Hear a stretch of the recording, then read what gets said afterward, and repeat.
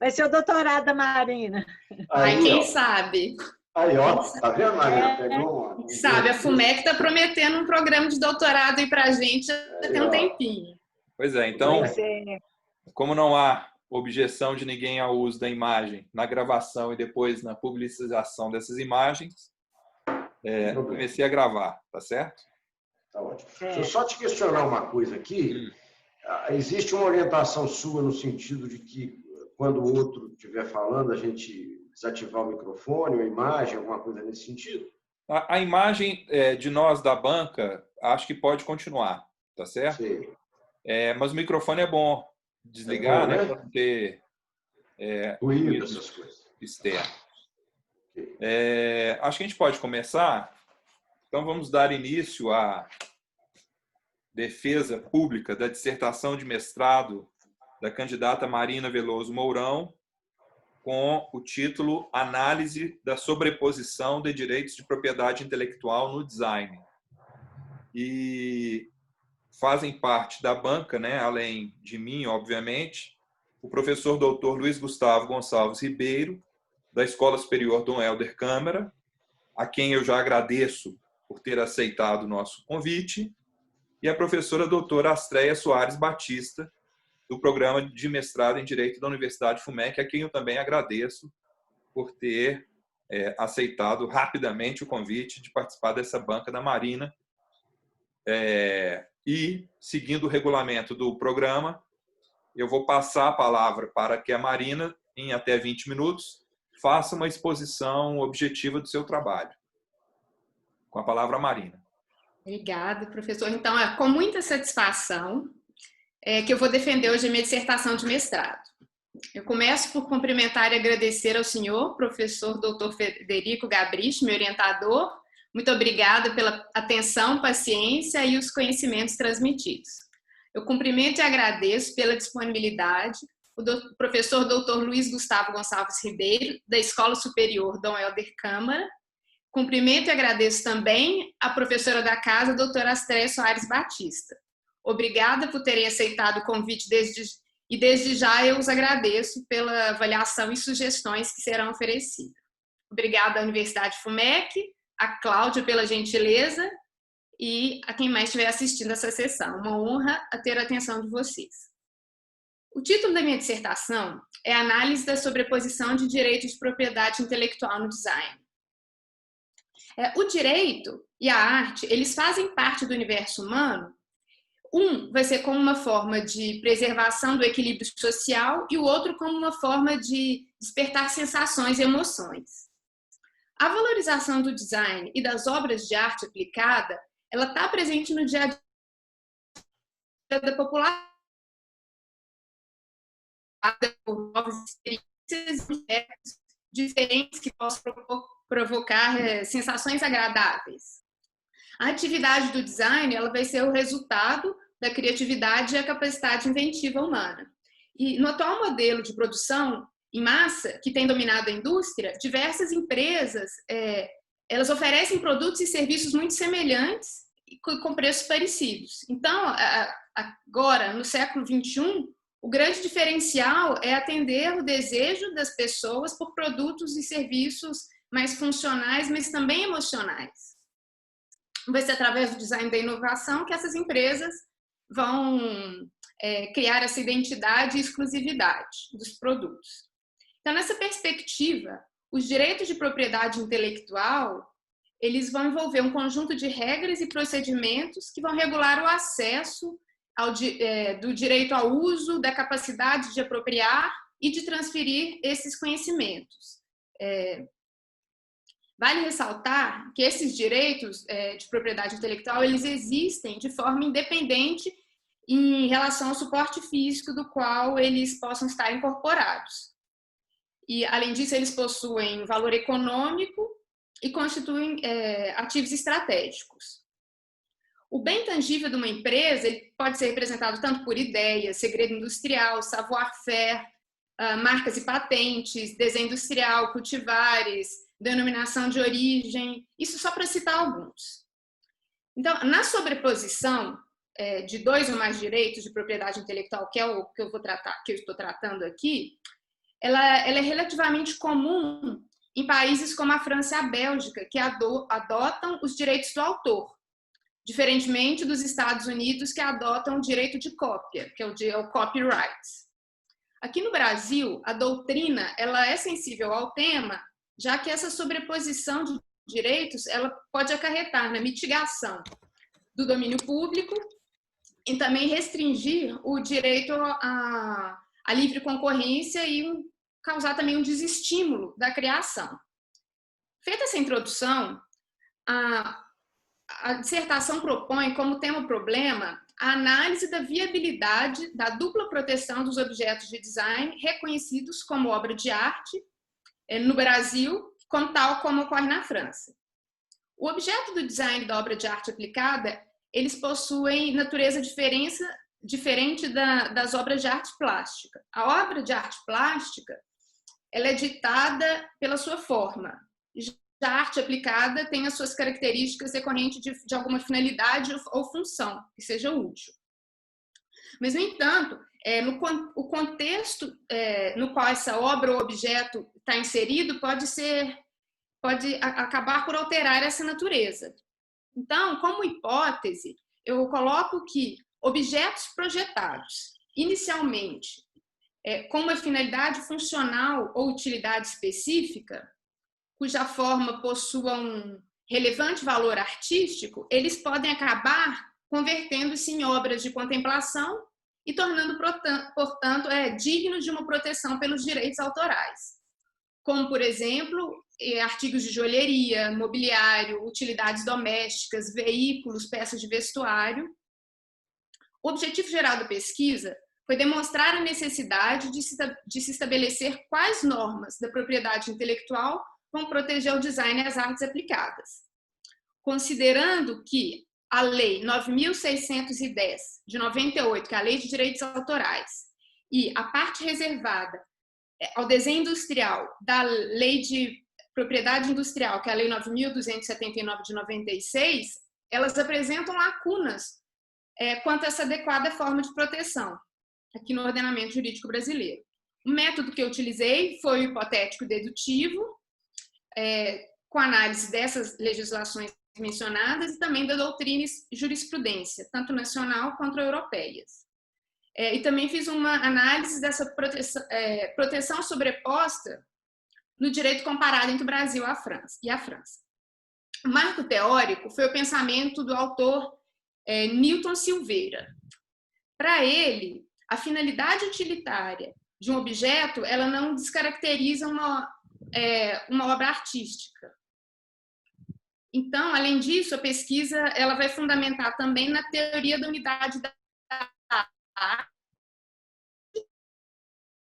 do jurista francês Eugène Cuvier, no final do século XIX. Segundo essa teoria, não se pode estabelecer qualquer distinção entre uma obra de arte propriamente dita e a obra de arte de emprego industrial, pois para ele a arte ela é única na sua essência. Então, seria inviável traçar uma fronteira entre o que seria protegido pelo direito autoral e o que seria protegido pela propriedade industrial. Assim, alguns problemas podem ser gerados em caso de proteções disfuncionais, já que os direitos de propriedade intelectual eles foram criados pelo Estado justamente com o fim de equilibrar o mercado e beneficiar a sociedade. E em casos de proteção sobreposta, vai ser exatamente essa tutela estendida que vão criar um monopólio e restringir o acesso dos bens.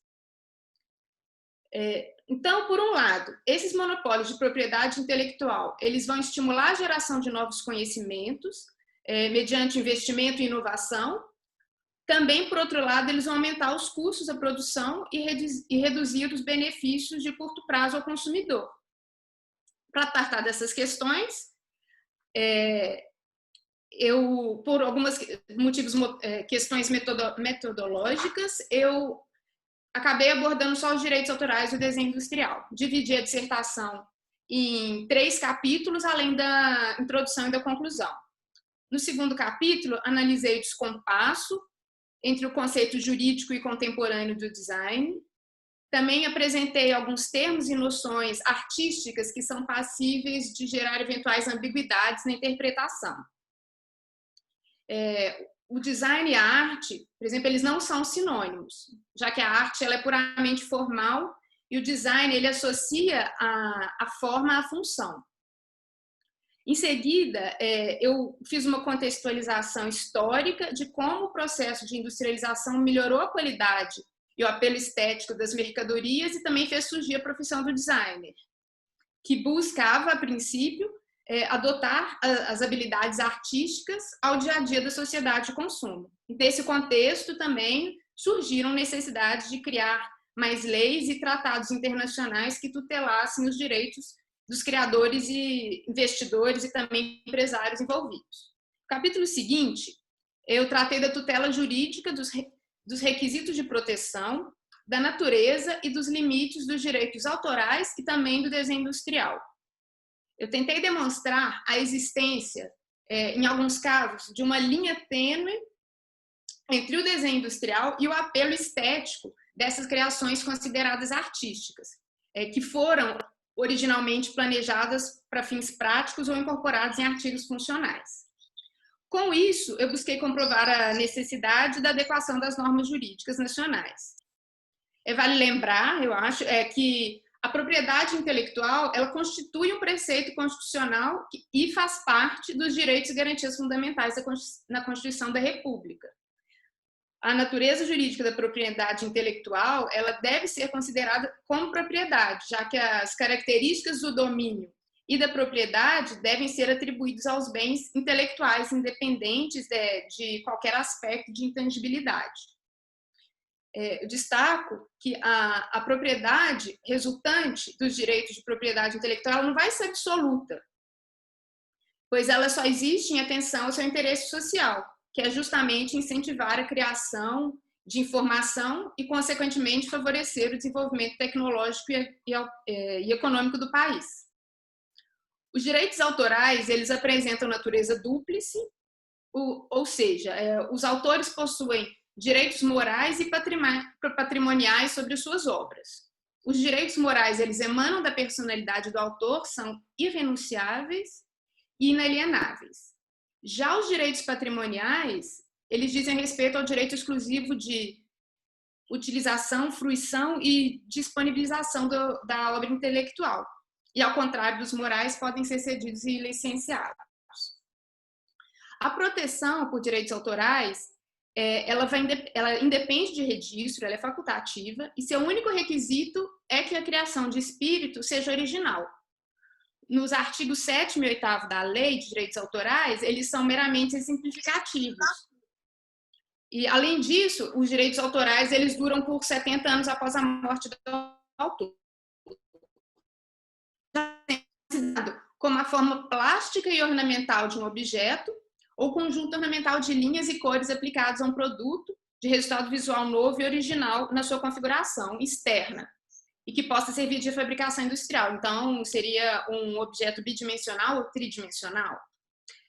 E o pedido de registro de desenho industrial, ele é formal e tem que ser realizado perante o INPI. Assim, o titular do desenho industrial vai garantir a prerrogativa de fabricar, licenciar, industrializar seu produto sem que terceiros que não estejam autorizados usufruam de seu investimento e criação. A proteção do desenho industrial dura 10 anos e pode ser prorrogada e no total durar 25 anos. Daí eu vou passar a analisar a tutela legal da arte aplicada.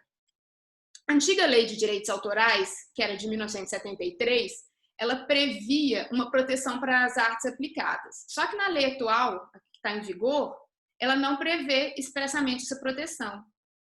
Então, o principal ponto da discussão doutrinária quanto qual seria a delimitação da tutela legal das obras de artes aplicadas pelo direito autoral e pelo design, ele está exatamente na ausência da menção expressa no texto normativo.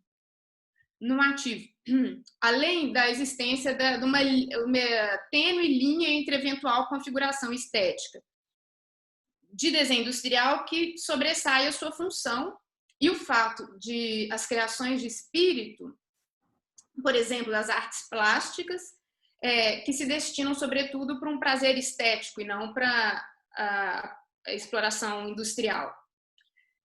Além disso, uma eventual acumulação ou sobreposição desses direitos, ela poderia resultar, então, na mitigação do domínio público, na restrição da livre concorrência e de estimular novas criações. A jurisprudência nacional, na jurisprudência, eu analisei algumas decisões que vão confirmar essa proteção autoral para objetos de arte aplicada. Eu cito um caso de bolsa, de bonecas, peças de vestuário e também artigos de joalheria, e também outra jurisprudência que negam, como, por exemplo, foi negado a um desenho de mobiliário a proteção pelo direito autoral. Na sequência, no capítulo 4, eu discuti a proteção sobreposta do design das artes aplicadas, se ela deve ser permitida no Brasil, e comparei com o ordenamento francês. A acumulação, normalmente ela é criada com a finalidade de expansão dos direitos da propriedade intelectual, devido principalmente à vontade dos titulares de manter suas criações sob domínio privado por mais tempo possível. A Convenção de Berna para a proteção das obras de arte e desenho industrial, da qual o Brasil e mais de 170 outros países são signatários, essa convenção prevê que, em caso a legislação opte e a natureza do objeto permitam, ele poderia ser protegido cumulativamente, tanto pelo direito autoral como pelo desenho industrial. Assim, após a expiração do prazo de 25 anos de proteção por desenho industrial, seria possível ao titular e aos seus sucessores continuarem gozando da proteção estendida pelo direito autoral. A legislação pátria, como eu disse, nada menciona sobre casos de acumulação de direitos de propriedade intelectual, o que vai abrir a margem para discussão de eventual abuso de direito, já que poderia se optar por um direito cujo regime concedesse maior prazo e âmbito de proteção. A doutrina, que é mais favorável à sobreposição de regimes, ela é inspirada na teoria da unidade da arte de Pouillet. Então, assim, é possível afirmar que uma obra, a princípio, criada como uma escultura, ela pode vir a ser transformada num peso de papel, ter a função e a utilidade como um peso de porta, ou até um mancebo para pendurar alguma coisa. E o inverso seria o fato de uma obra de arte aplicada, criada com uma função específica, tornar um objeto de contemplação ou peça de exposição em museu. Para ilustrar, eu menciono o espremedor de frutas Juice Salif, desenhado pelo designer Philip Stark. Que bom, obrigada pela ilustração, professor. Cujo valor artístico ele ultrapassa a função utilitária para a qual o objeto foi criado.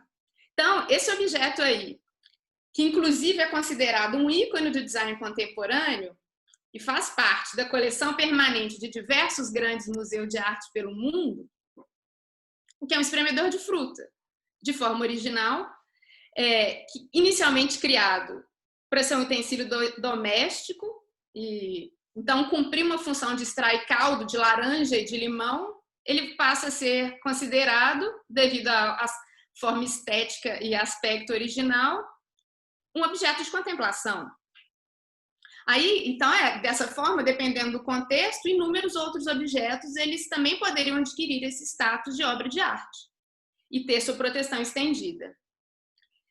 Para alguns autores, como a professora Patrícia Porto, os efeitos dessa dupla proteção eles são mais nocivos do que favoráveis à sociedade, exatamente por mitigar e limitar o domínio público, e ferir a livre concorrência e a exaustão dos direitos de propriedade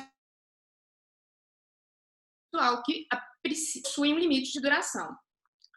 A professora israelense Orit Afori vai, então, propor uma nova teoria, a da unidade do design, que, inspirada na teoria francesa da unidade da arte, essa teoria da unidade do design, ela vai sugerir que não haja uma discriminação entre designs de espécies diferentes, mas que todos eles gozariam de uma proteção autoral. No entanto, por um período mais curto. Afinal, agora, no século XXI, tudo é muito efêmero e uma tutela com duração de 70 anos deixou de fazer sentido.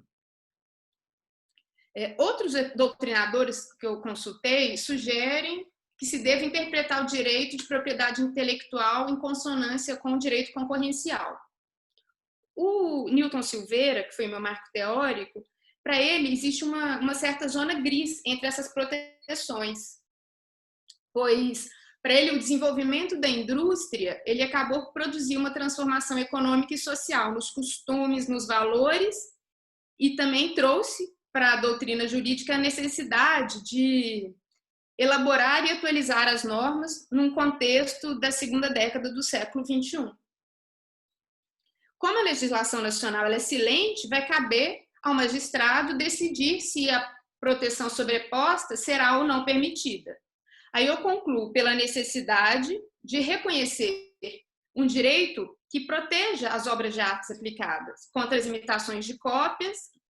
Eu vou sugerir a inserção do termo obra de arte aplicada ou objetos de design no rol exemplificativo de obras protegidas que constam no artigo 7º da Lei de Direitos Autorais, assim incentivando investimentos em atividades na área do design. Alternativamente, eu proponho a exclusão da proteção de objetos de design e obras de arte aplicada de forma taxativa no corpo da lei, para conferir maior segurança jurídica aos destinatários. Eu menciono que não foi encontrado, até a conclusão da minha pesquisa, nenhum julgado que cuidou especificamente da questão dessa sobreposição entre os direitos autorais e o desenho industrial. Mas eu encontrei algumas decisões que negaram outros tipos de sobreposição de direitos de propriedade intelectual, como, por exemplo, a acumulação entre marca e modelo de utilidade, a acumulação entre marca e direitos autorais e também a acumulação entre cultivares e patentes. No tópico seguinte, eu vou falar como a dupla proteção ela tem sido tratada na França, depois que foi implementada na legislação nacional em 2001, a diretiva da União Europeia sobre a proteção dos desenhos industriais. A dupla proteção hoje, ela continua a ser permitida, mas foi restringida essa acumulação total antes, praticada quase que indiscriminadamente. Então, o princípio da unidade da arte, ele foi restringido hoje, e a alteração legal, ela aparenta favorecer uma aplicação mais distributiva e criteriosa que foi adotada antes durante quase um século. No final desse capítulo, eu vou abrir um tópico para tratar do caso do sistema de dobragem expirou e caiu em domínio público. Mas, através de uma estratégia jurídica de extensão de monopólio, a empresa conseguiu, judicialmente, em alguns países europeus, a proteção subsequente por direitos autorais, e assim impedir que concorrentes asiáticas reproduzissem e comercializassem o modelo da bicicleta dobrável, que já deveria estar em domínio público. O fato da Brompton, uma bicicleta, um objeto utilitário destinado ao transporte, pertencer ao acervo de museus, contribuiu para a decisão dos magistrados de tutelar essas bicicletas pelos direitos autorais. Isso aconteceu na Espanha e também na Holanda. Apesar disso, em fevereiro deste ano de 2020, após ter sido questionado pelo Tribunal de Empresas de Liège, na Bélgica, o Tribunal de Justiça da União Europeia emitiu um parecer que considerou, entre outros, que o reconhecimento externo de uma obra mediante a exibição de museus ou prêmios, ele é considerado insignificante, mas que os elementos internos e subjetivos eles vão poder e devem ser analisados e levados em consideração ao analisar a tutela autoral e se seria o caso da acumulação de direitos no caso das bicicletas. Mas isso é só uma sugestão, quem vai decidir é o Tribunal da Bélgica. Assim, a gente nota que a sobreposição de direitos de propriedade intelectual ela não é um consenso entre os doutrinadores e nem nas legislações estudadas, o que cria uma lacuna que o judiciário tem que enfrentar. Na minha conclusão, eu aponto que a propriedade intelectual sim vai limitar o uso do design por terceiros não autorizados, que buscam proteger temporariamente seus direitos exclusivos de criador, com a finalidade de serem compensados pelo esforço intelectual e também pelo acréscimo que eles oferecem ao mundo cultural. E após o prazo de tutela, essas obras elas vão cair em domínio público. O design e a arte eles não serão considerados sinônimos. Eu ainda aponto que, em certos casos, seria justificável a sobreposição dos direitos autorais com a proteção dada ao desenho industrial, como, por exemplo, quando a obra de arte aplicada ela acaba por alcançar um status de objeto de contemplação, como no caso do espremedor de frutas. A forma ela vai ultrapassar a função, tornando ela digna de ser considerada uma criação de espírito, portanto, merecedora da tutela autoral, assim confirmando a hipótese elaborada na pesquisa. Eu concluí também que a arte aplicada ela está conectada à lei de direitos autorais, pois os designers, além deles priorizarem uma função, eles também estão preocupados com a forma e aparência externa dos seus produtos. Logo, para que um objeto seja considerado uma criação de espírito, o seu nível técnico e estético eles devem ser apreciados em relação ao momento histórico e o contexto sociocultural no qual eles se encontram. Tanto a lei de direitos autorais quanto a lei de propriedade industrial, elas devem ser interpretadas da maneira mais harmônica com as funções e princípios constitucionais, buscando o equilíbrio a partir de uma análise que seja ponderada de cada caso concreto. A extensão de um prazo de proteção de uma obra, ele pode prejudicar esse equilíbrio, já que, por exemplo, os designers, se eles tivessem seus direitos protegidos por mais tempo, no caso, pelos direitos autorais, eles não seriam estimulados a submeter suas obras ao sistema do registro da propriedade industrial.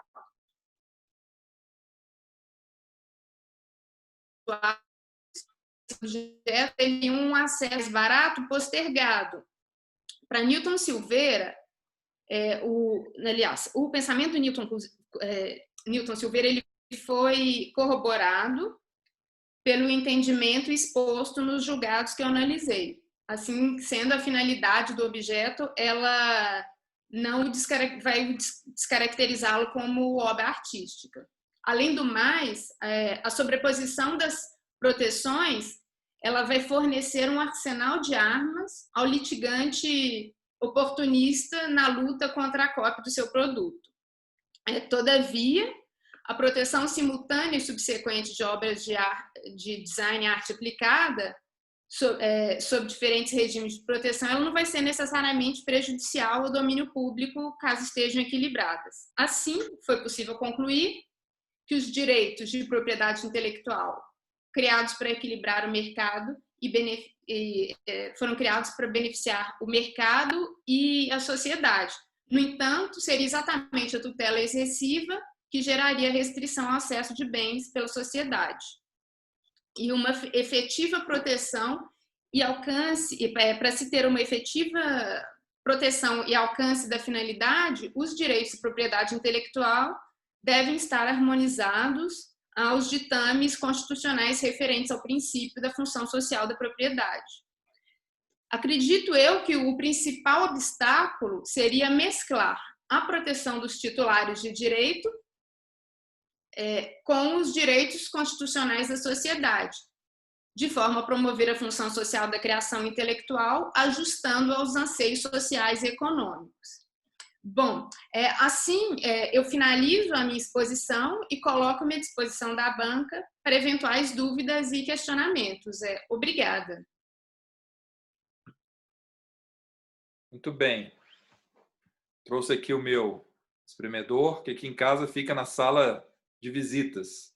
Na verdade, eu tenho 3 objetos de arte aplicada na sala de visitas, que é muito pequena, sabe? Esse espremedor e mais uma cadeira do Charles Imes e também um cabide também do Charles Imes. Ou seja, 3 objetos de arte aplicada, e por isso que eu gostei desse tema.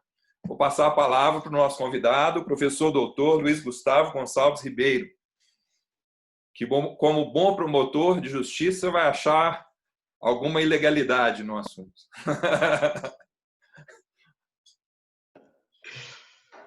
Bom, inicialmente agradecer o convite feito pelo professor e amigo Frederico Gabrich.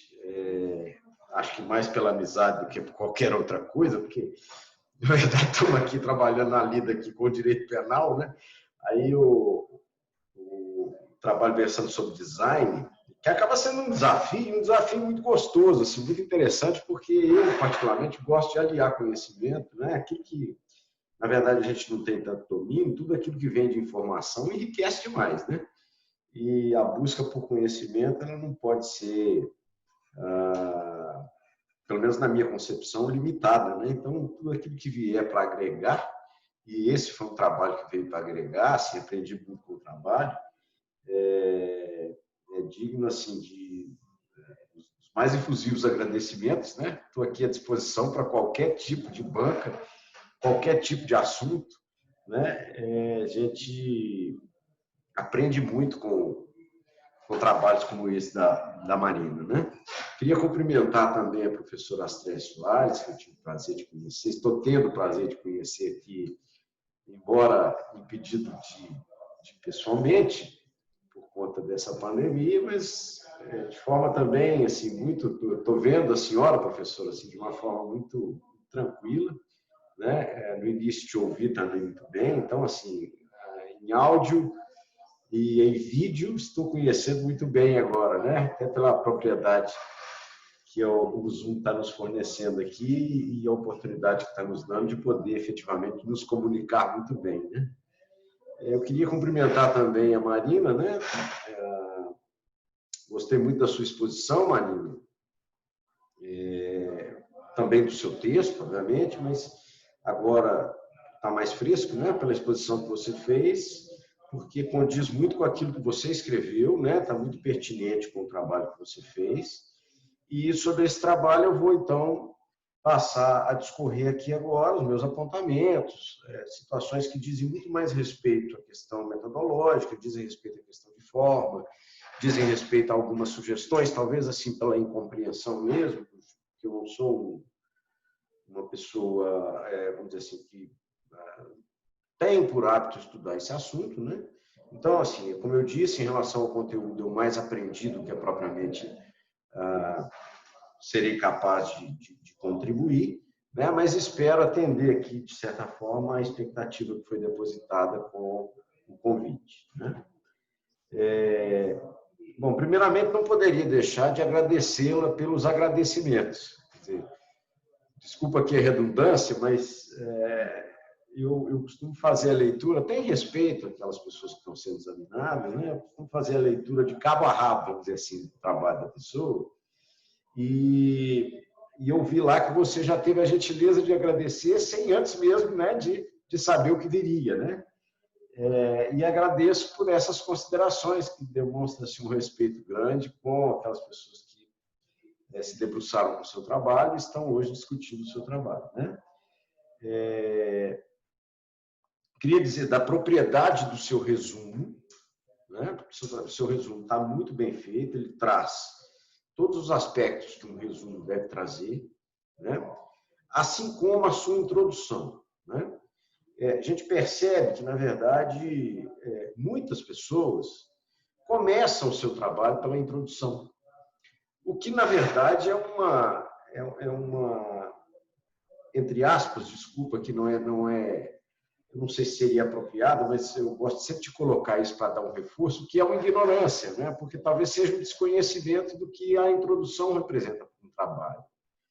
Porque a introdução é exatamente, você vai contar a história de como foi, né? Toda a sua pesquisa, como foi que você chegou àquele tema-problema, como foi, o que é que efetivamente te instigou a escrever sobre isso, quais os resultados que você chegou, quais foram os objetivos, enfim. e eu percebo que a sua introdução foi realizada pós, né, você se debruçar sobre tudo aquilo que você apresentou de forma subsequente, né? Então, meus parabéns quanto a isso, parabenizo, né, pontualmente em relação a isso. Porém, eu tenho um aspecto aqui a colocar, que é o seguinte: não que seja propriamente, Marina, uma crítica e nem que seja uma situação que esteja muito consolidada. Talvez seja mais um posicionamento meu do que propriamente uma observação de cunho científico, que é a seguinte: normalmente, em artigos científicos, assim, artigos mesmo, propriamente dito, não é o caso seu aqui agora, né? Em casos de artigos, até porque os artigos normalmente você tem ali uma limitação de número de páginas, enfim, a depender da revista, a depender do evento, etc. As pessoas elas apenas mencionam a metodologia empregada. Mas eu gosto, particularmente, né, de colocar para os meus orientandos, e aí a título de sugestão, talvez para poder enriquecer o seu trabalho, enfim, deixar claro na introdução por que o método que você escolheu, que foi o hipotético dedutivo, é aquele mais adequado para o seu trabalho, né? Quer dizer, expor, não apenas fazer a menção a ele, mas expor o que representa esse método hipotético dedutivo e por que esse método é o mais condizente com aquilo que você desenvolveu, né? Então, ou seja, gastar aí talvez meio parágrafo explicando a razão pela qual esse método foi o método mais adequado, né, de utilização para a sua exposição. E eu digo isso porque numa dissertação você tem a análise metodológica como também muito importante, e você tem espaço para isso. Então, nos artigos, às vezes, você tem ali um espaço bastante comprimido, né? Você está ali limitado a tal ou qual exigência e tal.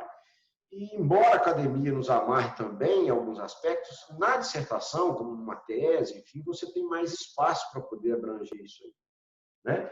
Então, fica a título de sugestão aí que você desenvolva um pouquinho a razão pela qual você fez a escolha e a razão da pertinência dessa escolha para aquilo que você desenvolveu no seu texto, né?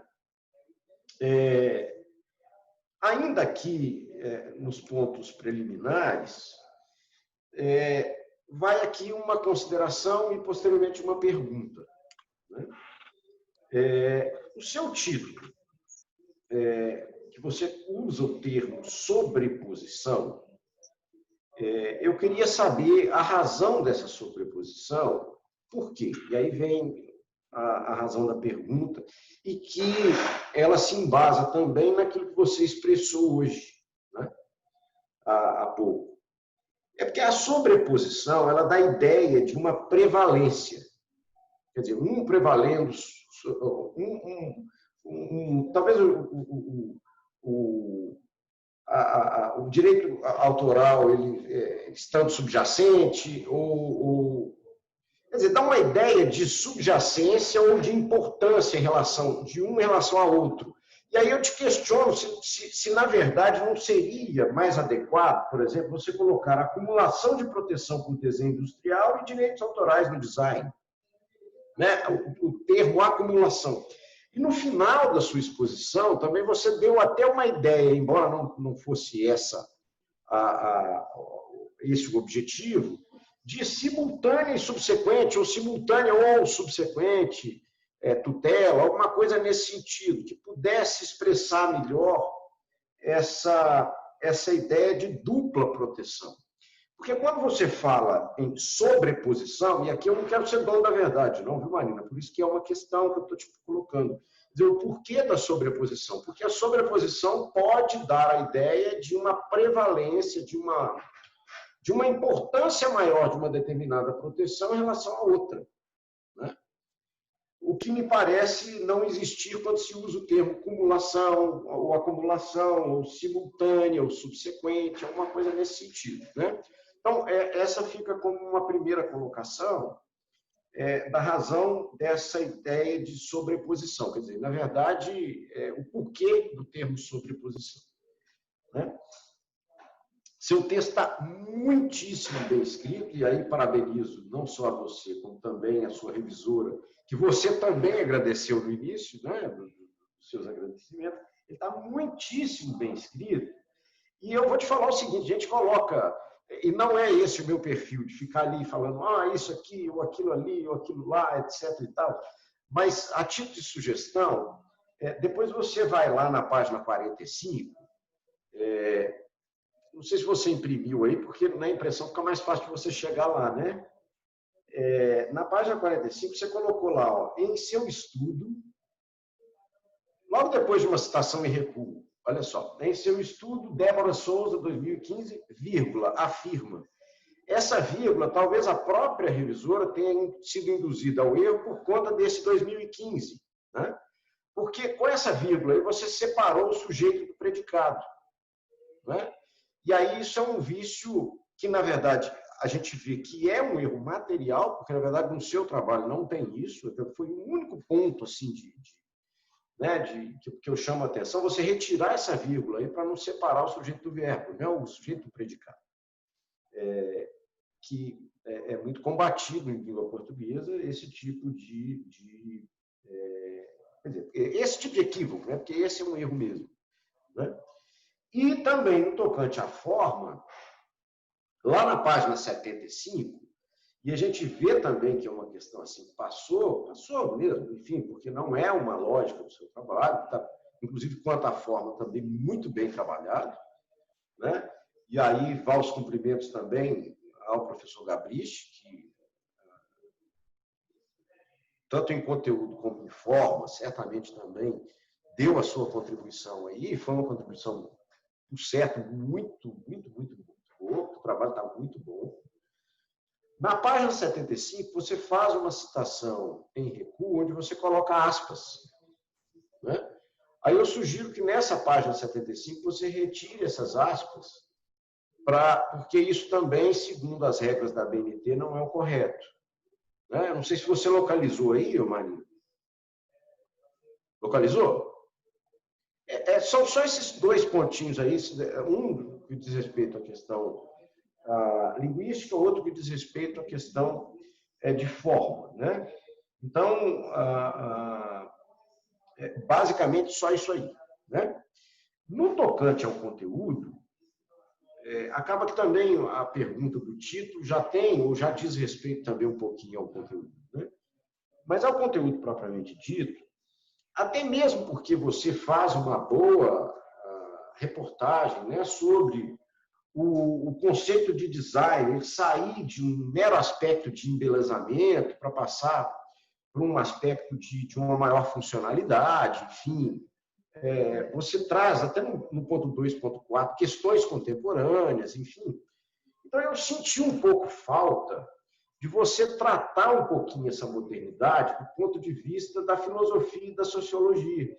Quer dizer, trazer no corpo do seu texto um pouquinho de Ulrich Beck, Giddens, Bauman, enfim, que são sociólogos da modernidade que poderiam contribuir muito com essa inserção desse design num contexto, né? Quer dizer, a inserção do design num contexto de modernidade, quer dizer, contextualizar essa modernidade, e aí eu dou, é só sugestão, tá, Marinho? Sugestão de sociólogos que trabalham essa modernidade, né? Então, desculpa, acho que professor, travou minha internet? Desculpa interromper, a minha internet travou, eu só escutei até Giddens no comecinho. Então nós temos Ulrich Beck, né? O Sigmund Bauman e o Anthony Giddens, né? São só sugestões, tá, Marina? É claro que você pode se valer de outros, enfim, mas que são sociólogos assim, muito conhecidos da modernidade, que trabalham muito esses aspectos contemporâneos, né? Então, acho que seria muito pertinente você inseri-los, até para a inserção dessa contextualização do design ou no aspecto funcional, um aspecto mais contemporâneo, né? Eu acho que ficaria mais adequada essa inserção e então ficaria mais, no meu modo de entender, mais contextualizado. Aliás, sobre contextualização, tenho que te parabenizar, porque os seus capítulos são todos eles muito simétricos e muito axiais. Então, o seu trabalho está realmente aquela história de há uma sequência, não há não há um capítulo estanque ali, quer dizer, na verdade, que não tenha, o que não diga respeito às suas ideias, enfim, né? E existe uma progressividade do seu raciocínio, ou seja, você dá sequência a esse começo, você termina de uma forma muito axial.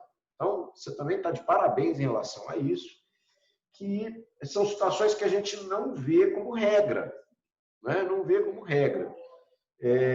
Nem tanto a simetria, nem tanto quanto aquilo que eu falei da axialidade. Às vezes a gente vê trabalhos aí que a pessoa quer, desculpa a expressão aqui, encher linguiça, né?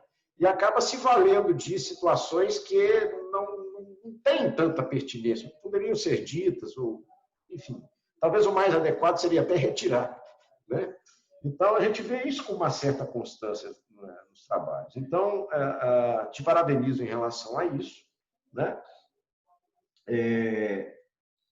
Parabenizo também por você ter feito um trabalho propositivo, né?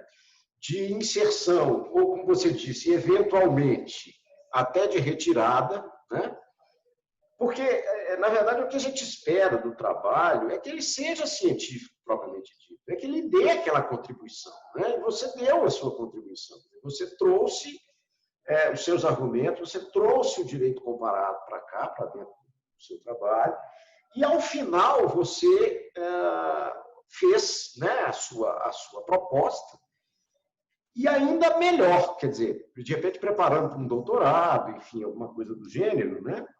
Você ainda terminou o seu texto fazendo uma indagação, deixando claro que, na verdade, você termina com uma pergunta demonstrando que o assunto não se encontra acabado e que muito há ainda a ser discutido sobre a matéria. Quer dizer, você demonstra com isso uma humildade, porque você diz que, com a pergunta, eu não tive vamos dizer assim, o propósito, né? Não tive como objetivo esgotar o assunto. Quer dizer, meu texto é um texto propositivo, né? Não é um texto terminativo sobre nada. E você disse, olha, existem muitas coisas que estão à margem, né, do meu texto e que se encontram aí pululando, né? Você mesmo disse que, na verdade, por exemplo, essa questão dessa compreensão unitária ou diversificada, né, do tratamento da proteção do design, né, é uma questão que, na verdade, ainda pulula por aí, está sendo discutido. Os tribunais entendem, outros entendem de uma outra forma. Existem legislações que, na verdade, trabalham de uma forma, outras trabalham de outra forma, e isso você trouxe no texto do seu trabalho, assim, de uma forma que engrandeceu muito o seu texto, e mais do que isso ainda, trouxe cientificidade para ele, né? Porque, na verdade, você trouxe argumentos. Você mostrou a razão pela qual a sua pergunta tinha sentido, né? A sua hipótese também passou a ter sentido a partir do momento em que a sua pergunta te intrigava, né? E você explicou as razões pelas quais você foi instigada ou instada a efetivamente pesquisar, e você contribuiu com a sua pesquisa, porque ela é uma pesquisa efetivamente propositiva, né? Então, na verdade, eram essas as considerações, nada assim de conteúdo assim muito talvez contributivo, Marina, porque, como eu disse, não é uma matéria sobre a qual eu me debruço, né? Assim, algum autor que pudesse efetivamente recomendar, porque não é um trabalho assim que está no meu dia a dia, né? Mas são considerações mais de ordem formal, ordem metodológica, algumas sugestões que foram colocadas. Aí, porque também penso que o olhar de fora é muito importante, né? Olhar assim, aquela pessoa esse exemplo, por exemplo, da sobreposição. Eu queria te ouvir um pouquinho em relação a isso, porque o olhar de fora ele pode estar até maculado por alguma coisa, assim, ou pelo próprio desconhecimento, enfim, né? E por isso eu tomei essa cautela de poder colocar, olha, não teria sido melhor a acumulação, não teria sido melhor, talvez, o que você colocou na sua exposição, a simultaneidade, ou a consecutividade, ou subsequência, alguma coisa nesse sentido que pudesse dizer, ora um, ou primeiro um, depois o outro, enfim. Então, eram essas as considerações, e gostaria, mais uma vez, de agradecer, na pessoa do professor Gabrich, o convite de participar de uma banca da Universidade FUMEC, né? Onde tem muitíssimos amigos, tenho carinho por muitas pessoas lá, a professora Astrid estou conhecendo agora, e tenho um carinho muito grande pela instituição, né? Então, era isso. Obrigado, professor Luiz Gustavo. Passar a palavra, então, para a Marina fazer suas considerações a respeito das observações do professor Luiz. Professor Luiz Gustavo, eu agradeço ao senhor pelas observações e pelos cumprimentos também, pelo elogio. Muito obrigada. Bom, na questão, eu vou tomar em consideração, sim, essa de justificar por que o meu tema foi, por que o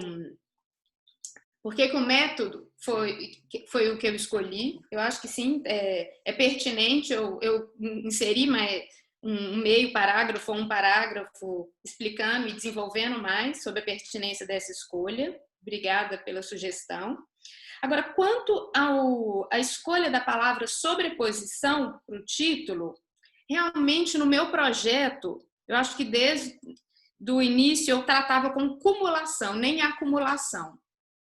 Lembra, professor Gabrich? Eu estava sempre, o título era cumulação, nem em francês eles usam o cumulé, o cumul, então eu sempre tratei como cumulação. Aí, acho que na entrega do projeto virou acumulação e no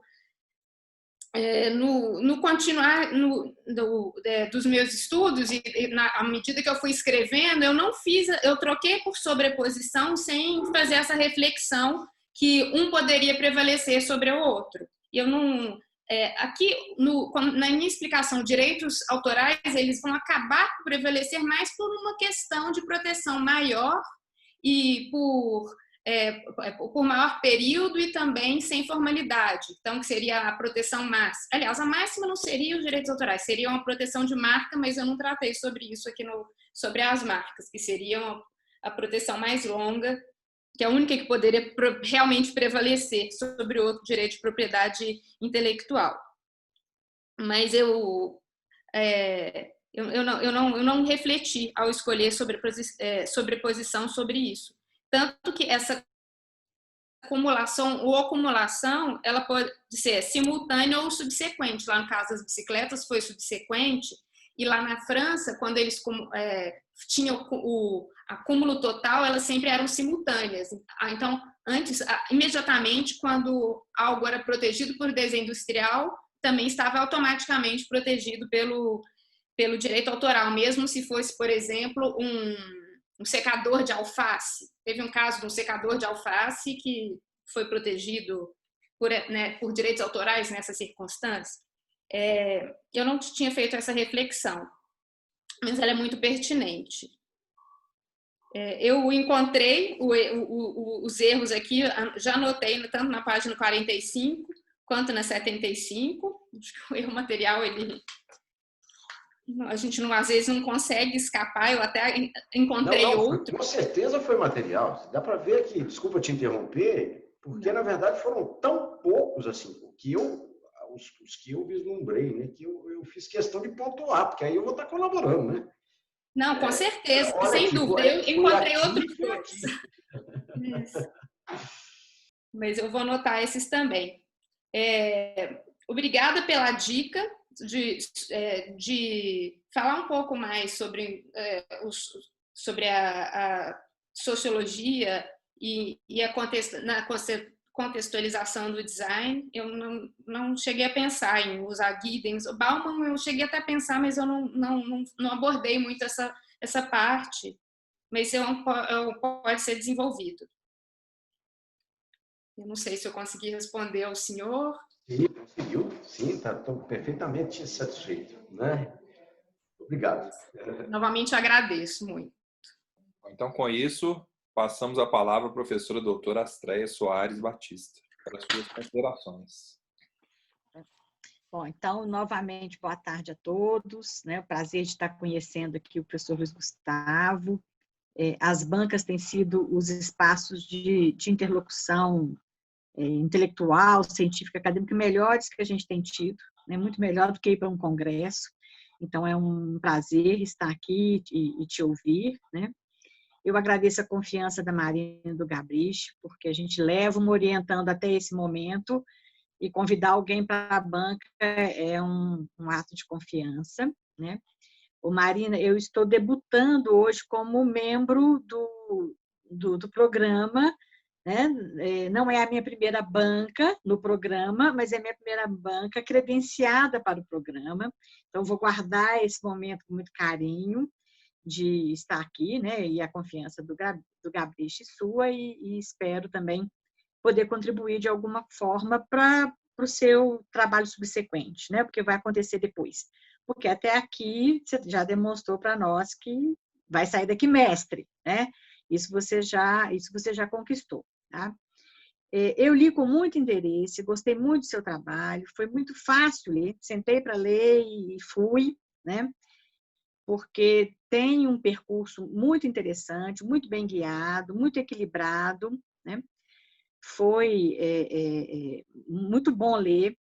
É lógico que eu fui procurando, né, problemas, defeitos, para que eu pudesse contribuir, mas a maior parte você foi me driblando, falava, vai ter que falar sobre Art Nouveau, e dali a pouco você falava sobre Art Nouveau, mas ela vai ter que citar Benjamin, aí dali a pouco vem Benjamin, né? Bauhaus, né? Então você já começa brindando a gente com o Paul Klee, né? E depois você retoma toda essa sofisticação do seu conhecimento amplo, interdisciplinar.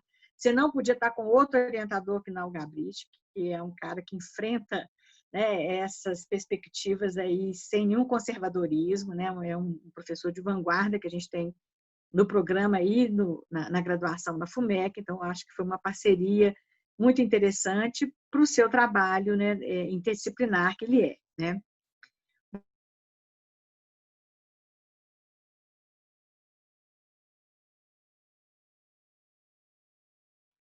Deu uma travada, né?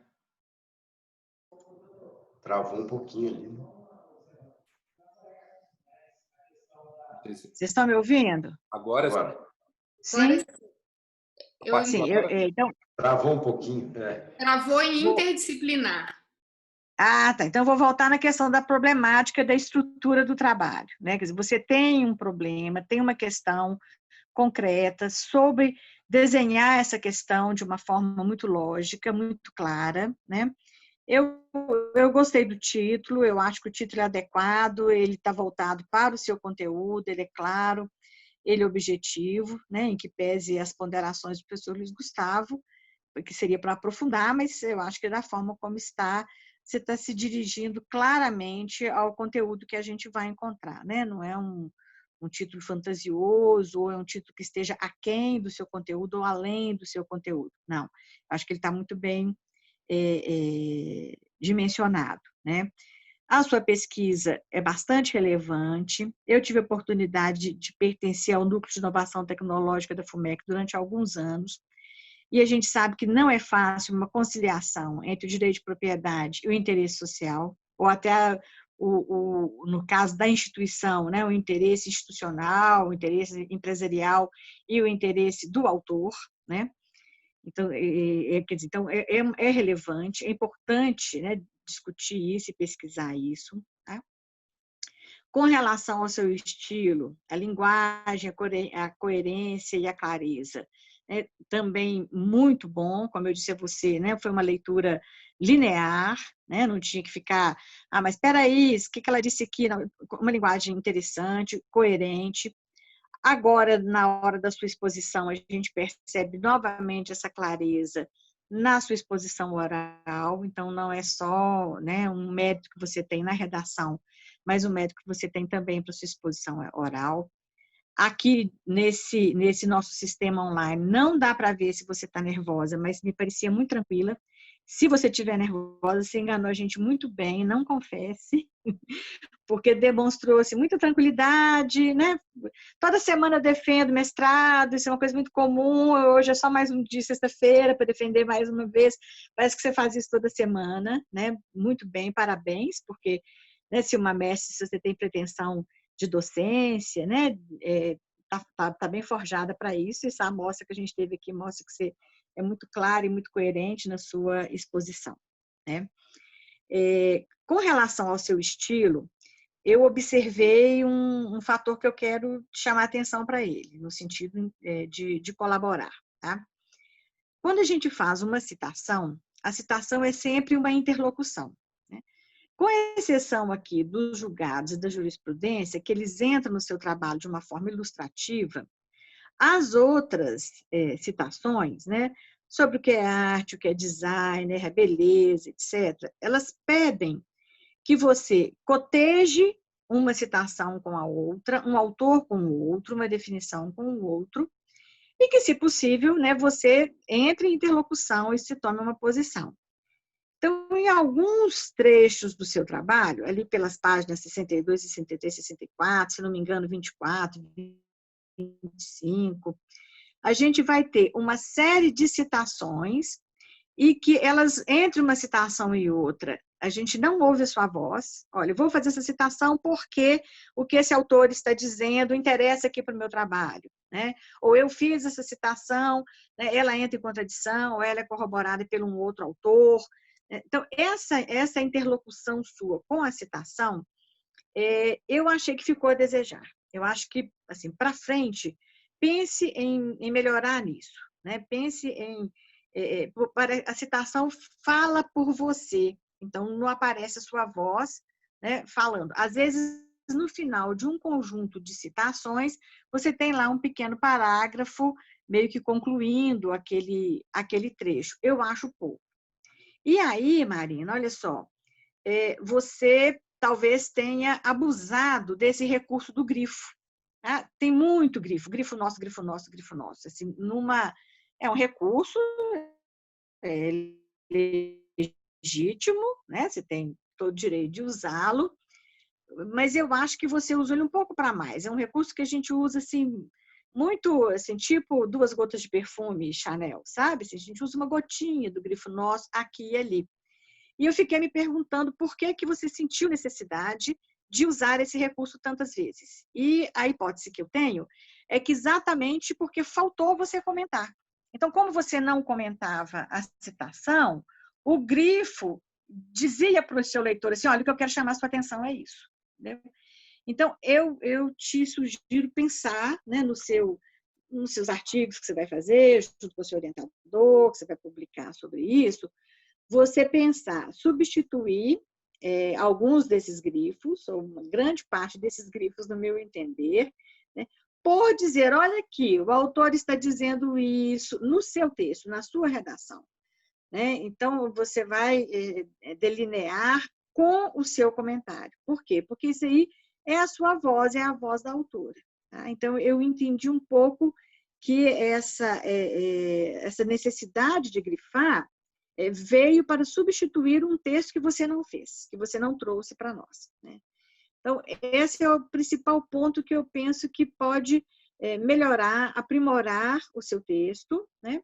e o seu mesmo seu estilo como, né, um autor agora que vai buscar publicações, etc.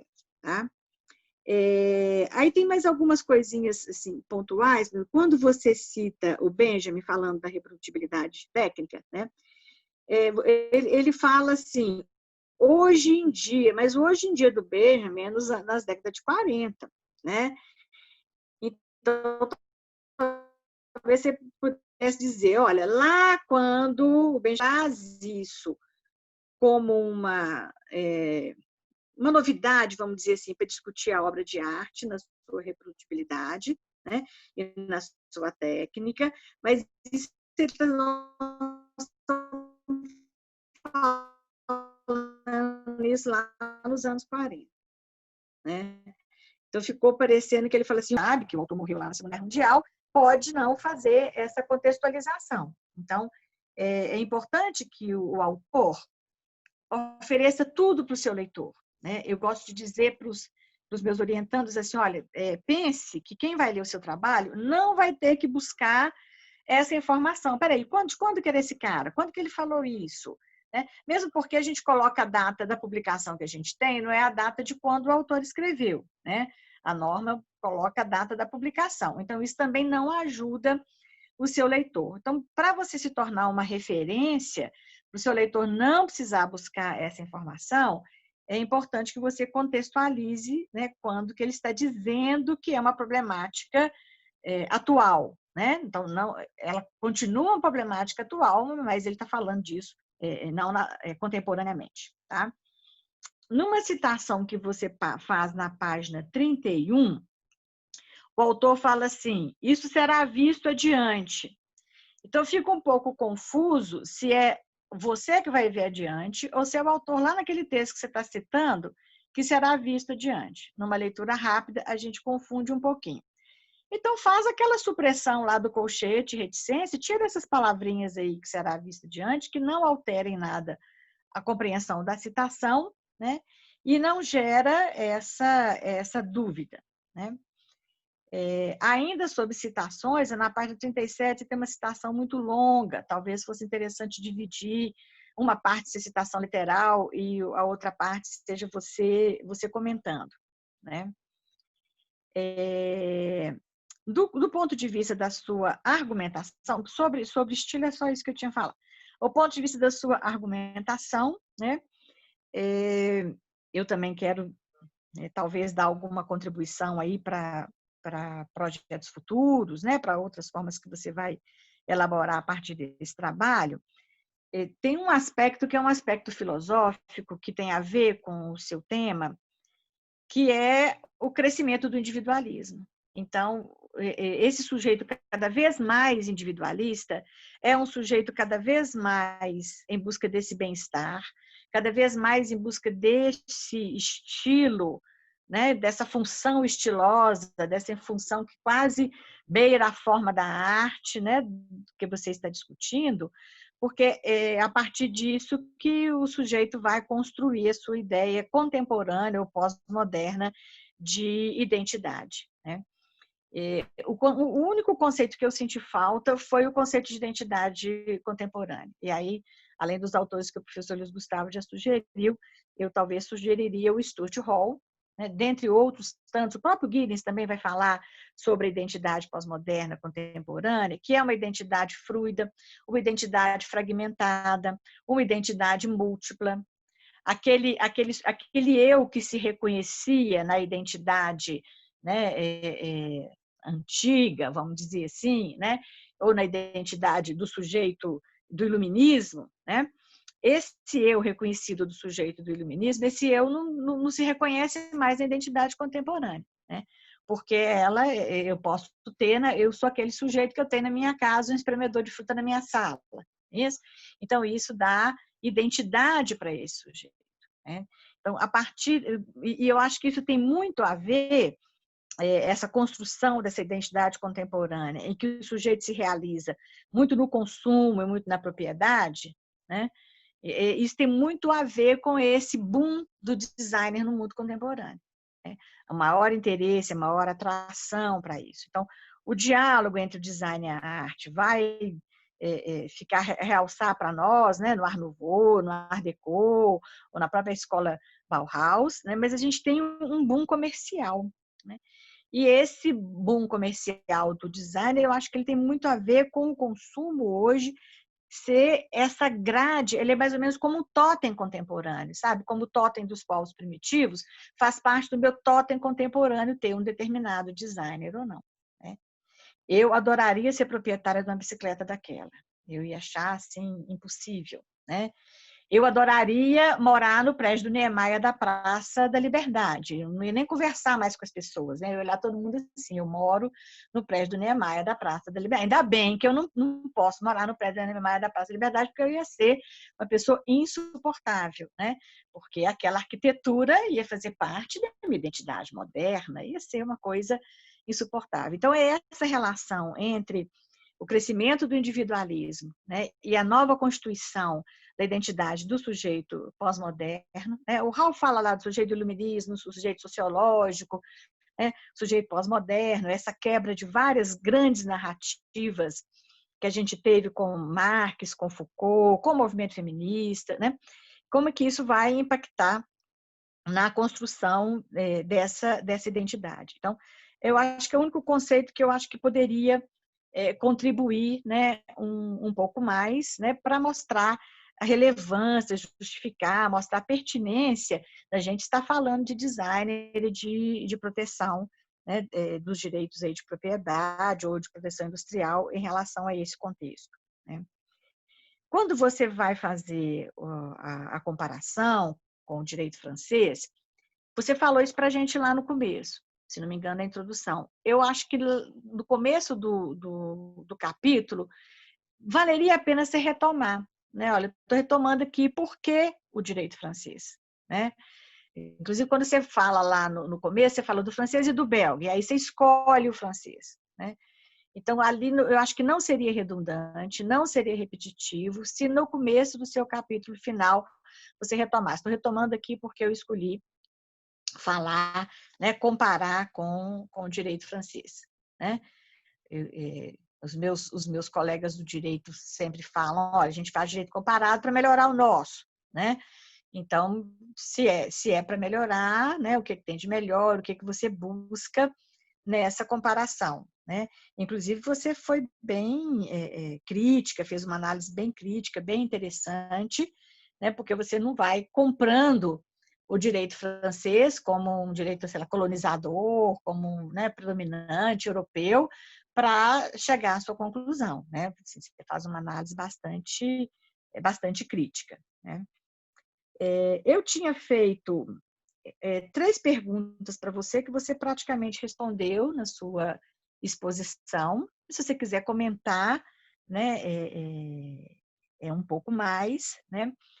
Eu gosto muito de ouvir a voz do autor ali, né? Assim, da onde que veio esse seu interesse por essa questão? Né? Como é que você vai para o seu mestrado no direito, né, trazendo o Bauhaus para conversar no mestrado no direito? Se a gente pensar na formação do sujeito do direito, do jurista, na história do Brasil, a gente tinha ali o que tinha de mais de intelectual na história brasileira, eles eram advogados, eles tinham formação em direito, né? Muitos iam para Coimbra para fazer essa formação. Isso faz parte da história do Brasil, a gente ter grandes oradores, grandes escritores, a gente ter um pensamento intelectual, um pensamento social brasileiro que é desse profissional de direito.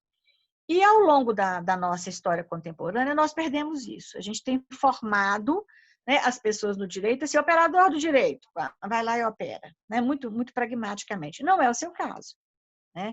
Então, tem uma erudição aí muito interessante, que essa sua erudição, essa sua formação, né, que eu não conheço, me faz pensar que ela aguçou o seu olhar para esse problema. Ela trouxe você para esse problema, né?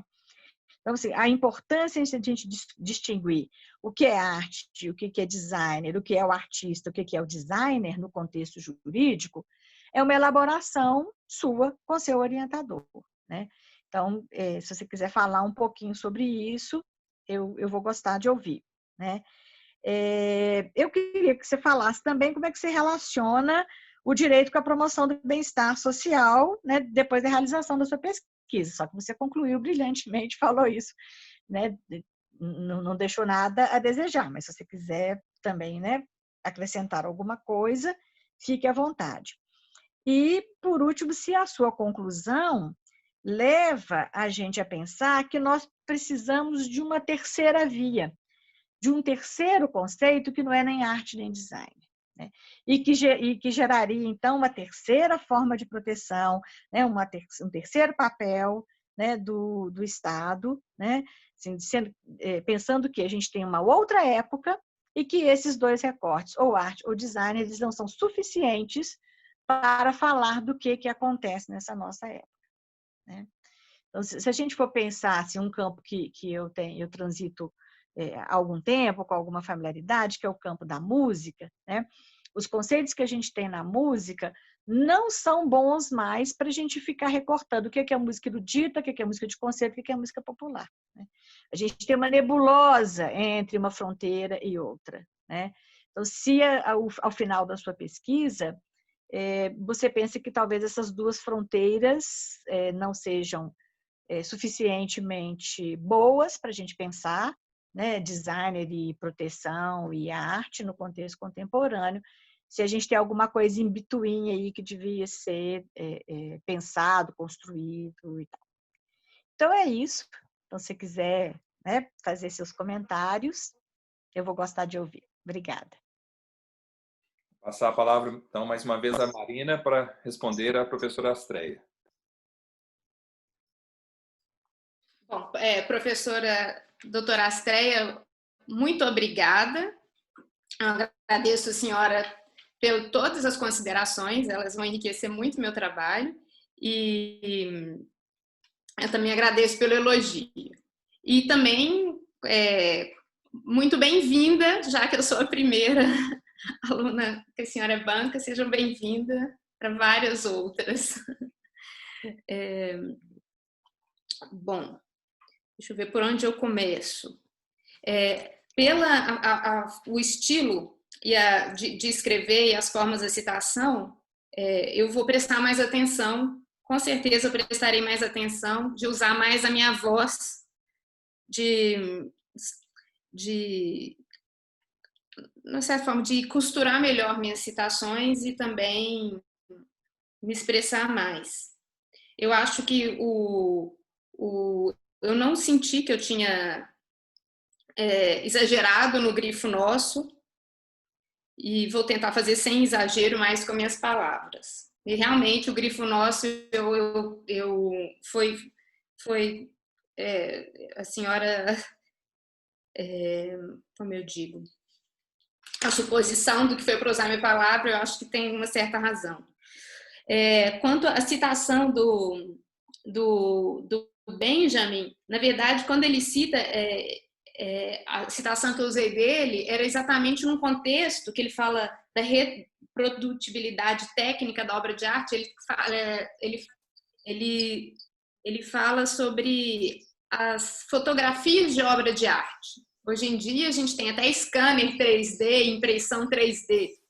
E no contexto dele, que era na década de 30 e 40, no qual ele escreveu isso, ele estava falando exatamente da reprodutibilidade através da máquina fotográfica.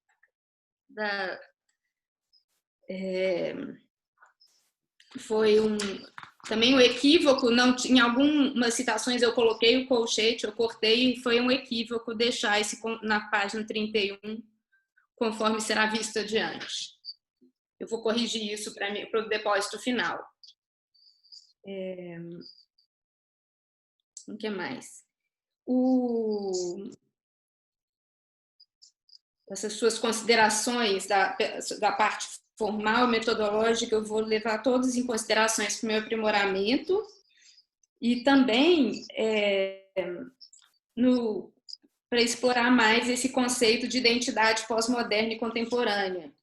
Eu gostei dessa expressão totem contemporâneo, realmente é o totem contemporâneo, você morar numa obra de arte como o prédio do Oscar Niemeyer, ou que é uma coisa mais que desperta emoções na própria pessoa. Acho que não para mostrar para os outros, mas para ter um próprio bem-estar naquela pessoa. Não sei se eu estou sendo clara. Sim. Agora, sobre as questões, de onde veio o meu interesse?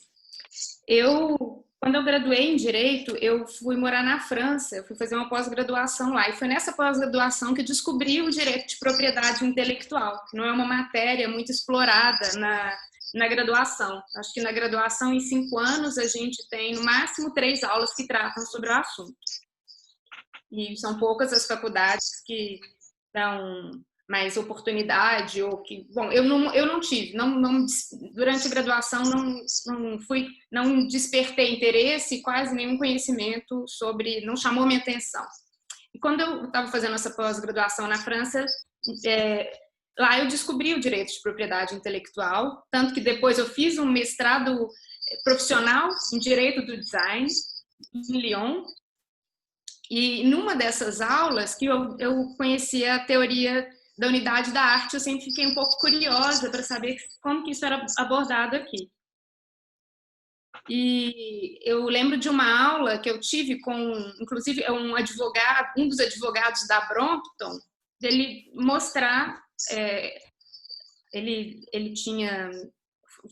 contar o caso de como a bicicleta foi protegida eles conseguiram essa proteção por direitos autorais na Holanda. E eu comecei a achar aquilo fantástico. Comecei a raciocinar, gente, mas uma bicicleta é uma obra de arte? O que é uma obra de arte? E como que a gente pode ligar isso no direito? E aí foi ótimo que o Gabrich comprou a minha ideia de fazer esse trabalho interdisciplinar. Eu pude explorar mais isso e também, inclusive, citar as bicicletas. Então, foi daí que surgiu esse meu interesse mais em aliar o interesse pessoal sobre arte, mas só para apreciar o interesse pessoal mesmo, mas poder aliar um pouco o prazer com o direito. Tanto o conceito de arte e design, o conceito jurídico, eu já escrevi um artigo, uma matéria do professor Gabrich sobre esse conceito, porque na nossa lei, o conceito do design, ele parece que é uma coisa fútil, que não tem utilidade nenhuma. E o design, ele não vai ser só o design de objeto. Hoje em dia, a gente tem um design thinking, que é uma metodologia para você solucionar problemas com o seu cliente, tanto problemas em questões empresariais, como o design é utilizado em questões ergonômicas, o design ele está na indústria, então ele não está só naqueles objetos fúteis, como ele está ligado à solução de problemas de uma forma geral, tanto empresarial quanto físico. Então, a nossa lei, ela dá uma definição e uma proteção como se aquilo fosse só linhas e cores no aspecto ornamental, e vai além disso. Então, é isso, a gente discute um pouco sobre isso.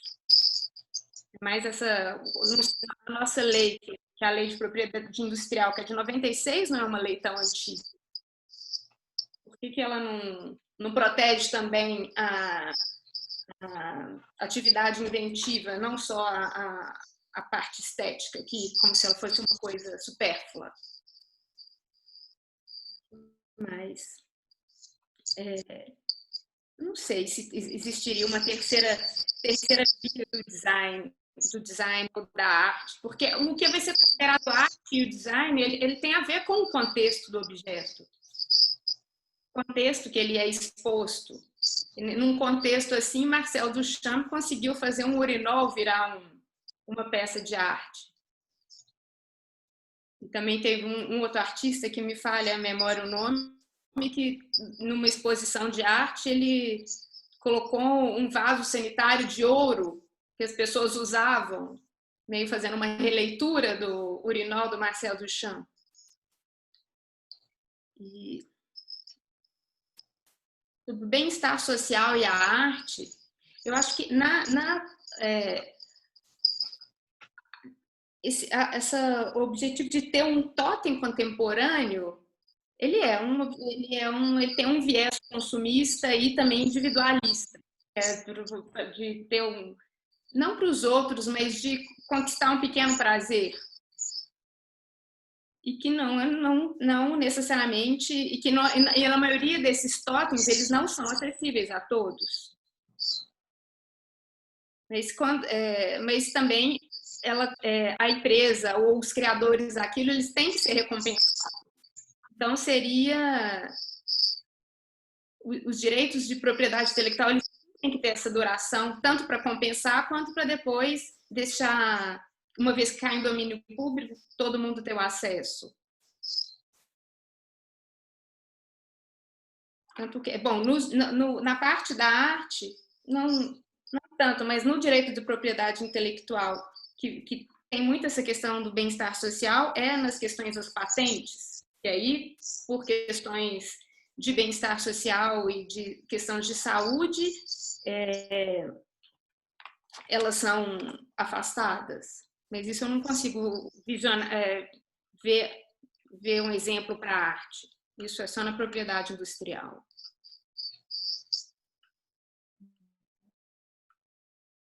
Eu acredito, hoje, como tudo é tão efêmero, não faz muito sentido a gente ter essas proteções que duram 70 anos. Isso fazia sentido no século XIX, quando foram criadas as primeiras leis de direitos autorais, ou quando foi criada a Convenção de Berna.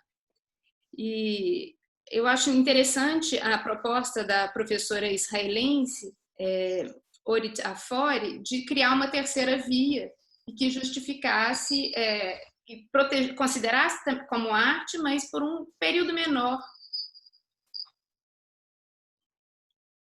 Eu acho que a terceira via seria interessante adotar essa sugestão dela. Ela até sugere a existência de uma lei sui generis para poder diminuir também a duração da proteção que é dada hoje aos direitos autorais. Hoje, um autor de uma obra, tanto musical quanto um livro, ele, uma vez que está online, ele é recompensado imediatamente, diferente dos grandes pintores do século XIX, XVIII e os anteriores, que demoravam, só eram reconhecidos depois de mortos. Então, que ficava a obra para os herdeiros, que não usufruíam daquele sucesso, não eram recompensados. Não faz muito sentido. Acho que a terceira via seria uma proteção mais curta, já que você é recompensado rapidamente. Não faz sentido essa proteção tão longa.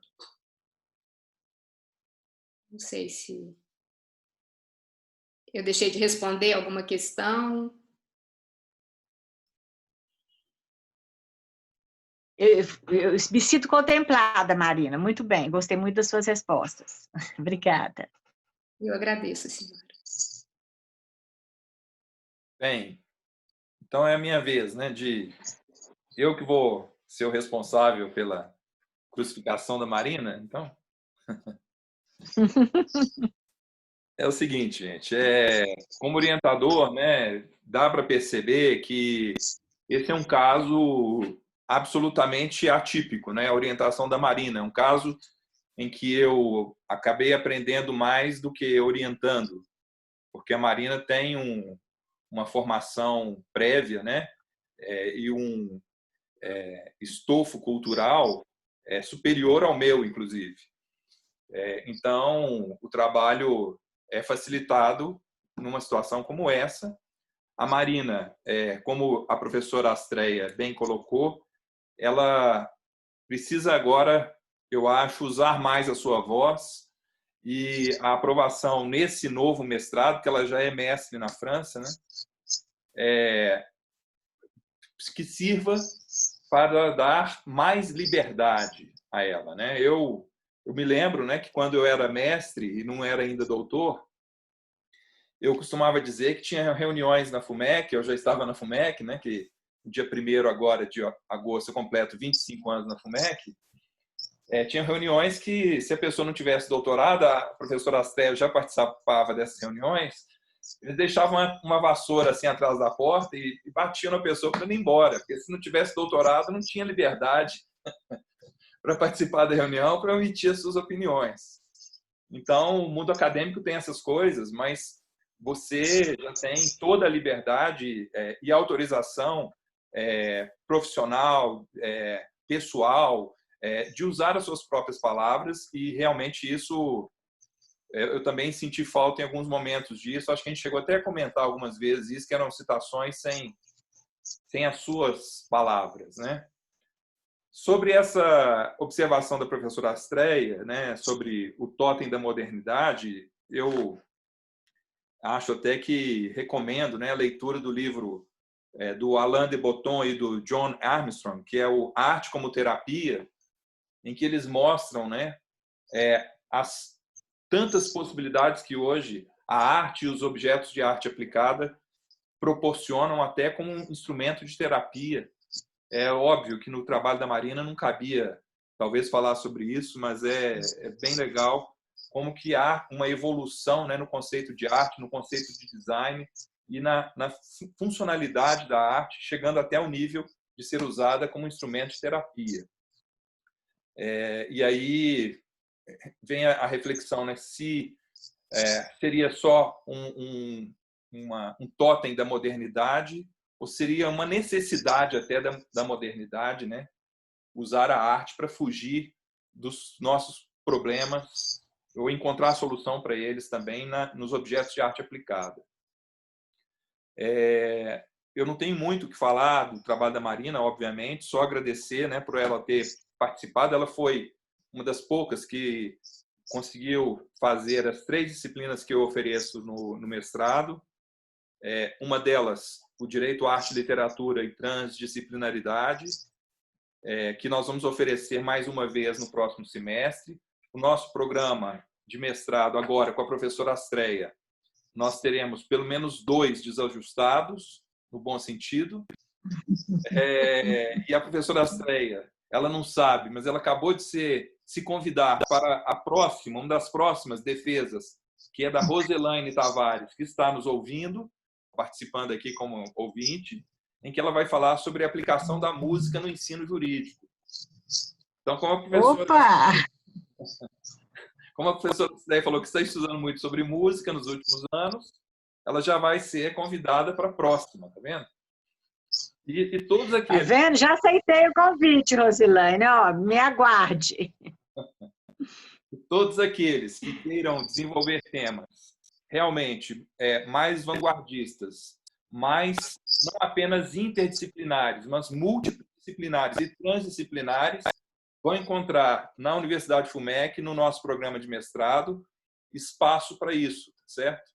Porque eu há pouco tempo, eu me encontrei com uma ex-aluna da graduação num estacionamento e ela disse: professor, você foi meu professor há 20 anos atrás na FUMEC. Eu falei: que ótimo, o que você anda fazendo da vida? Agora eu sou artista plástica. Eu falei: então, a hora de voltar para a FUMEC e fazer o mestrado.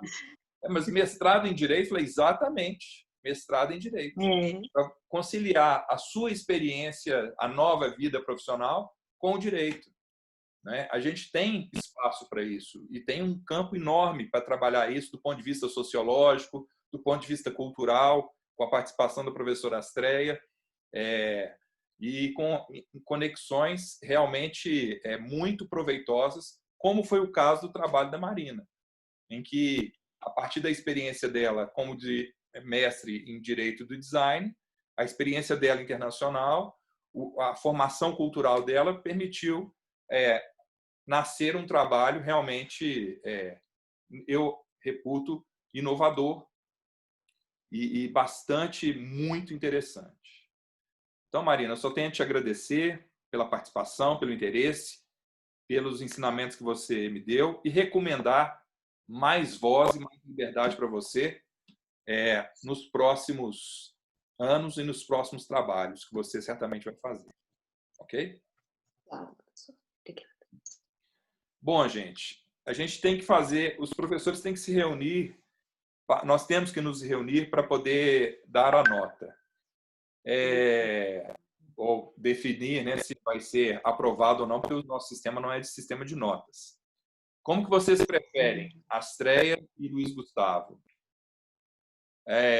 Nos reunimos, eu chamo vocês no WhatsApp numa chamada em conjunto e voltamos aqui. Professor Gabriel, assim, me perdoe assim, talvez a ousadia, Sim. mas acho que poderíamos, diante acho que do entendimento que me parece ser comum, já deliberarmos isso publicamente. Pois não. Né? Então, não sei se a professora ou não? está de Eu acordo. concordo. Eu acho que a nossa avaliação está muito coerente, né, professor? Converge bastante, nós temos liberdade de fazer isso. Eu também penso que, na verdade, se não é um protocolo, nós já fugimos do protocolo há muito tempo, desde março, né? Então, eu penso que, na verdade, nós podemos deliberar, e, no meu modo de entender, não há dúvida nenhuma em relação à aprovação. Eu não sei como... Apesar de já ter participado de bancas, a gente participa de banca em tudo quanto é lugar, né? Então, eu não sei como é que são os critérios aí. Aprovado? É aprovado, reprovado, aprovado com distinção. Só que existem critérios, né, para, por exemplo, uma aprovação com distinção. Que, infelizmente, a Marina não atende, não por conta de o trabalho dela não ser merecedor de distinção, mas por conta de requisitos formais de publicação em revistas com quais A ou B, uma média de notas X ou Y. Não diz respeito a nós. Né? Então, são questões formais. Eu vou até abrir a ata aqui, posso até compartilhar o modelo de ata. Só um minutinho.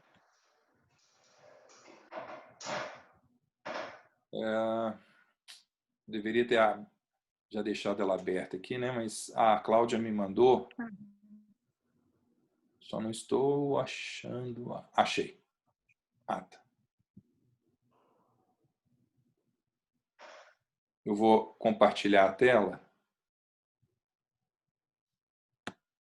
e vocês vão ver.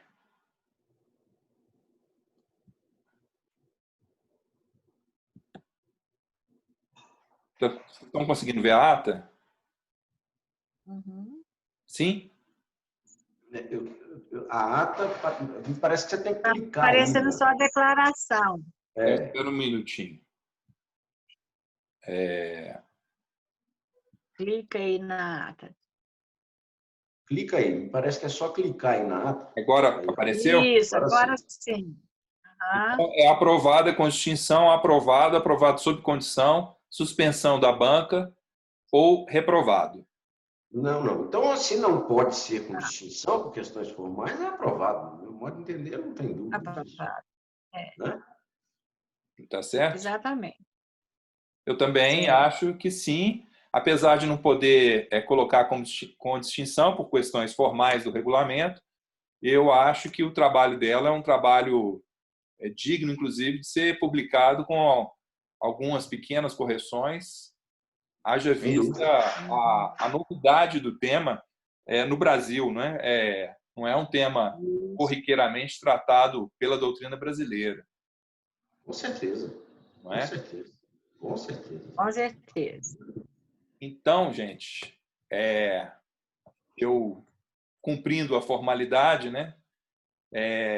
Nós vamos declarar a candidata Marina Veloso Mourão como mestre em Direito pela Universidade FUMEC, na área de concentração em instituições sociais, direito e democracia, na linha de pesquisa autonomia privada, regulação e estratégia, em virtude do trabalho apresentado sob o título Análise da sobreposição de direitos de propriedade intelectual, no qual ela recebeu a aprovação da banca de forma unânime.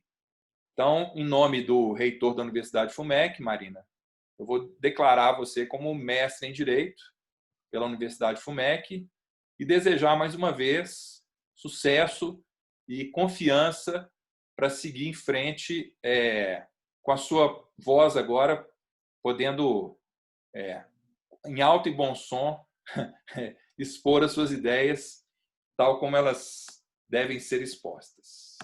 Aos membros da banca, eu quero passar a palavra para o Luiz Gustavo e para a professora Astreia, na sequência, para eles fazerem as considerações finais, se quiserem fazer. Eu, na verdade, mais é para agradecer, né? Dizer que foi uma satisfação, um prazer, como sempre participar das bancas da FUMEC. Que pena que não foi fisicamente, né? Porque as instalações são também muito boas e a gente é sempre caloroso aquele abraço dos amigos, né? Mas foi, de qualquer forma, uma experiência muito boa. Cumprimentar e, ao mesmo tempo, dizer que foi uma satisfação conhecer a professora Astreia. E dar meus parabéns aqui à Marina, porque não fosse, te confesso, se não fosse questões do próprio programa, né, que todo programa tem as suas regras, enfim, acho que seu trabalho mereceria uma aprovação com distinção, né? Mas não pelo trabalho, e sim pelas formalidades, né? Não houve dúvida nenhuma da aprovação do seu trabalho por nenhum dos examinadores e, por conta disso, e até pelo conteúdo, da forma como desenvolveu, o compromisso que me parece ter tido durante o mestrado, o professor Gabriel acabou de dizer que foi aluno dele nas 3 disciplinas, enfim, dizer que, na verdade, isso aqui é uma coroação, né? Na verdade, do mestrado que você fez, embora não tivesse eu acompanhado o mestrado, mas a distância aqui, pude ver que, na verdade, isso aqui foi simplesmente uma coroação, né, de tudo aquilo que você já fez no curso do seu mestrado. Né? Então, é isso. Um agradecimento pela participação da banca e os cumprimentos, né, pela sua aprovação. Professora Astreia. Eu também agradeço, né, por esse período da tarde passado ao lado de vocês com uma discussão tão interessante. Parabenizo Marina, agora mestre, parabéns Marina, e quero reiterar que você precisa publicar, né, a importância do seu trabalho. Então, você recebeu uma distinção informal aqui dos seus avaliadores, né, pelo seu trabalho, carregue isso como, né, um elogio e para frente, publicação, você tem muito a contribuir. Parabéns, professor Gabriche, por ter trazido a Marina até aqui, né, com um trabalho tão interessante. E, mais uma vez, obrigada, então. Bom, então, pessoal, tem a parte formal, né, de assinatura dos documentos.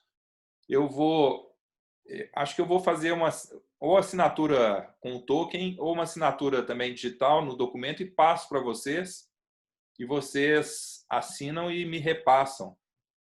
Talvez eu mande por e-mail. Aqui, o Luiz Gustavo poderia me mandar o e-mail dele no WhatsApp, para eu poder encaminhar a documentação para ele primeiro, e aí você nos devolve, eu passo para a professora Astreia, e a professora Astreia me devolve e eu passo para a Marina e para a Cláudia, que é a secretária queridíssima do nosso programa, que também está nos ouvindo, né?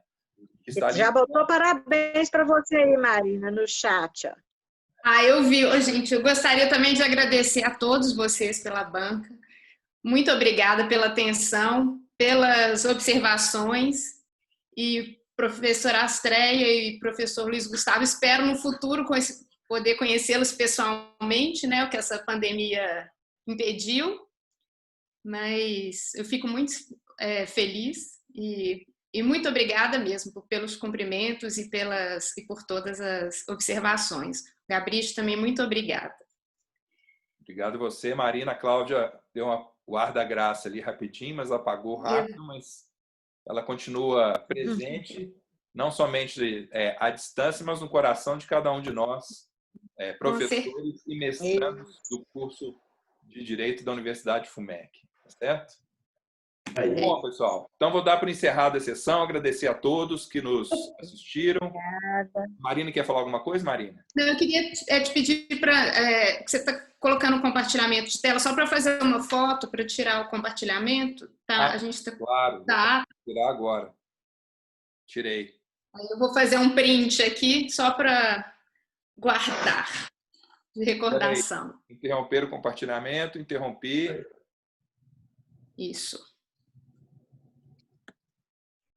Deu certo? Deixa eu ver. Eu acho que vai dar agora. Fiz alguns prints. Boa. Bom, pessoal, então, mais uma vez, obrigado a todos e a todas. E bom fim de saúde semana para todos nós todos. e bom fim de Boa... semana, né? Muito obrigado. Muito Igualmente. obrigada a todos. Obrigada. Aí. Um abraço para todos. Valeu. Um abraço. Tchau. Obrigada. Obrigada, Karina. O Cláudio, eu te mando no WhatsApp depois o negócio da banca do Bruno, tá? Te mando em seguida. Tá ótimo, professor. Muito obrigada, viu? Um abraço, Obrigada viu? da banca, um grande abraço, um beijo, Maria. Ô, Cláudia, muito obrigada. Parabéns, viu? Você merece.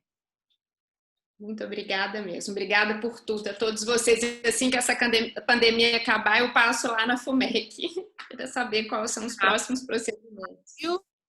Beijo. Beijo, obrigada. Tchau.